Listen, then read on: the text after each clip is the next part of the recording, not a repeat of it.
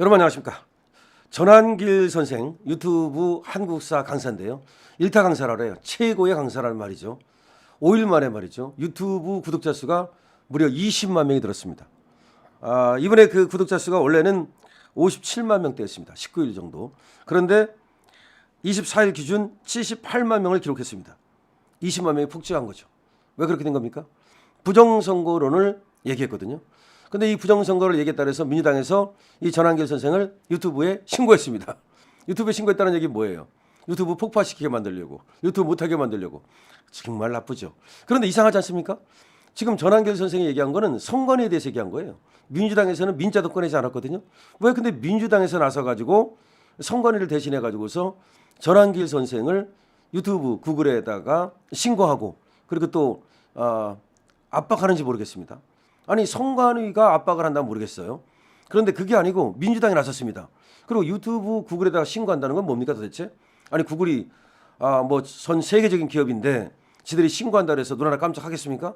그걸 뭐 폭발하는 말입니까? 아니면 전환길 선생을 잡아다가 족치라는 말입니까?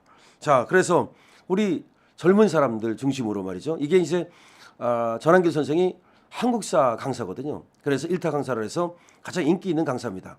지금까지 전환길 선생한테 강의를 들었던 사람이 약 200만 명 정도 된다고 합니다. 대단하죠.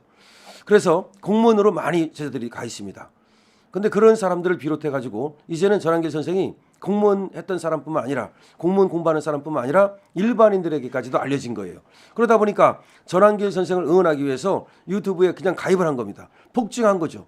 그러니까 전환길 선생을 죽이려고 했는데 민주당에서 오히려 전환길 선생이 그냥 영웅이 된 겁니다. 자, 이렇게 영웅이 되니까 말이죠. 또 전환길 선생을 찾는 곳도 많아지고 있죠. 이번에 세이브 더 코리아라고 있는데 여기서 여의도 집회를 합니다. 이제 광화문 집회는 전 목사님이 하시는 거고 세이브 더 코리아라고 하는 또 지금 단체가 있는데 여기도 이제 목사님이 주관을 하죠. 여기서 여의도 집회를 하는데 여기에 오늘 오후 1시에 출격합니다. 그래서 이제 전환길 선생이 온라인에서 이제 오프라인으로 나오는 거죠. 왜 나오게 됐느냐? 빡쳐서 나오는 겁니다.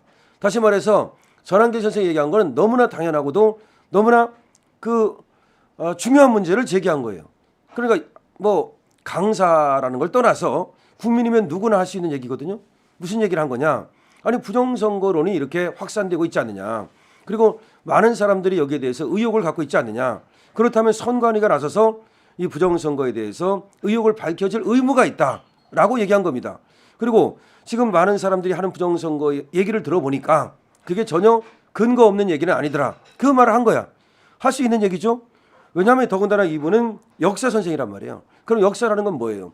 근대사도 있고 고대사도 있지만 현대사도 있는 거 아닙니까? 오늘도 하나 역사가 되는 거야. 그러니까 오늘의 어떤 시대상을 갖다가 오늘에서 문제가 되고 있는 것을 역사적 관점에서 역사 선생으로서 얘기할 수 있는 거죠. 얼마든지 말이죠. 근데 그거를 이제 왜 선생이 그런 얘기를 하느냐? 왜 선생이 부정선거를 얘기하느냐?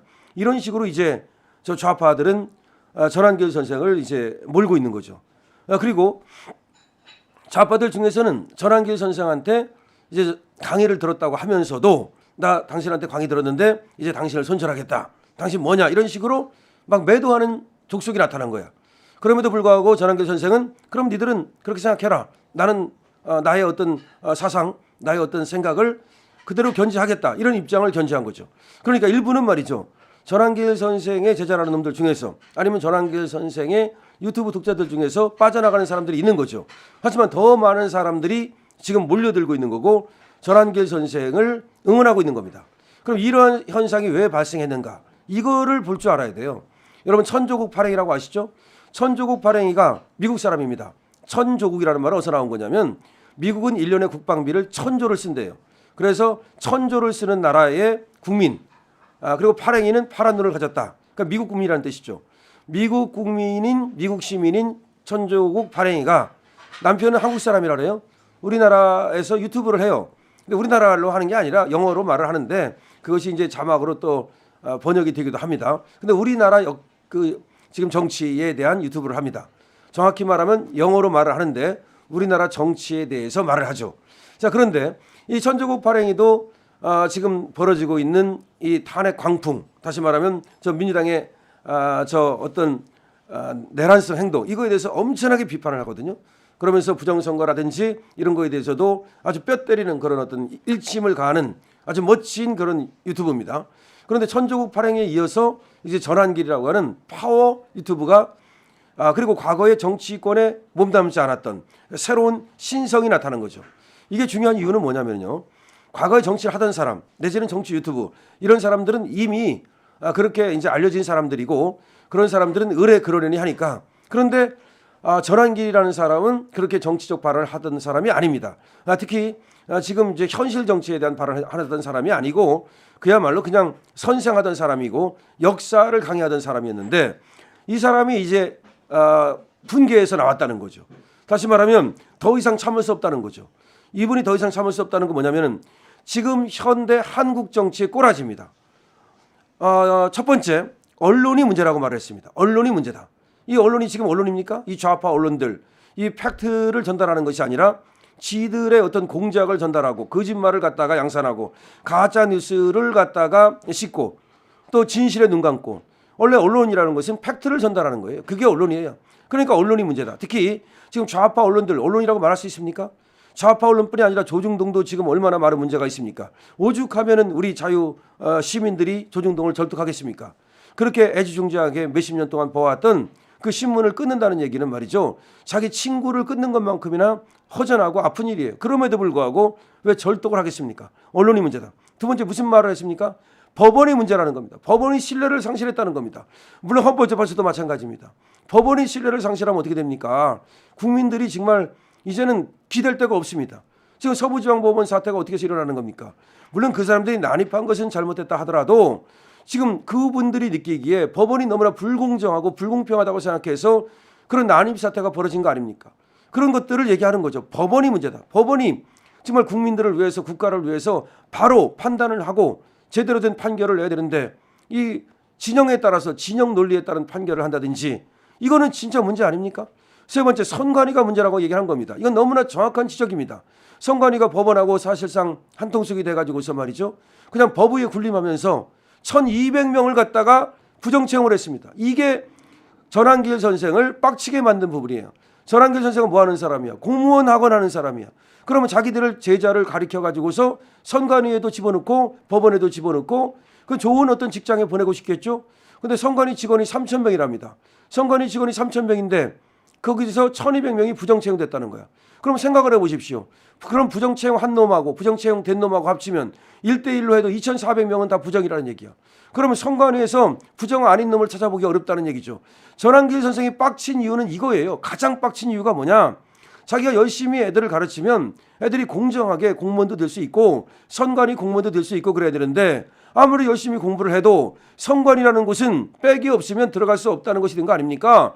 그러니까 1200건의 부정 사례가 발견됐다면 그러면 한 놈이 하나씩 부정을 저질렀다고 보면 들어가서 부정한 놈 1200명 그리고 부정 채용한 놈 1200명 2400명은 적어도 부정이라는 얘기 아니에요. 산술적으로. 그래서 선관위가 문제다. 그래서 원래가 전환길 선생이 처음에 가장 문제 삼은 건 부정 채용이에이 근데 부정 채용을 얘기하면서 이분이 이렇게 생각을 한 거야. 아니 그러면 2400명이 만약에 부정으로 채용됐다면 지들끼리 다 해먹을 텐데 야 그러면 실제로 부정이 없을까? 이 선거에서도 부정이 있지 않을까? 그런 의심을 하는 거예요. 너무나 합리적이잖아요. 그래서 이분이 그런 문제를 제기한 건데 그리고 또 이제 부정선거의 어떤 의심 같은 것들을 이분이 정리해가지고 얘기를 한 거예요. 뭐 형상기억종이라든가 뭐 여러 가지 문제를 했어요. 그건 너무나 할 수 있는 얘기 아닙니까? 그런데 여기에 대해서 선관위가 이제 이 사람이 워낙 파워가 세니까 전환길 선생은 찾아가가지고 자기들이 설명을 하겠다고 그랬어요. 그때 전환길 선생이 뭐라고 말했냐. 나한테 오지 마라. 국민들한테 설명해라. 그랬더니 이것들이 이제 못했는데 그럼 민주당이 나선 거야. 그 민주당이 나서가지고는 지가 고발을 한 거야 유튜브에다가. 아니 민주당이 왜 전환길 선생을 갖다가 유튜브에 고발합니까? 그럼 폭파시키라는 거야? 도대체 유튜브 못하게 만들라는 거야? 그럼 이 사람 굶어 죽는데? 도대체가 왜 민주당이 나서느냐 첫 번째. 그 다음에 뭐가 문제인데 왜 유튜브에다가 신고를 해가지고서 마치 민주당의 압력으로 민주당이 우리나라 큰 당이니까 압력이 있잖아요. 힘이 세잖아요.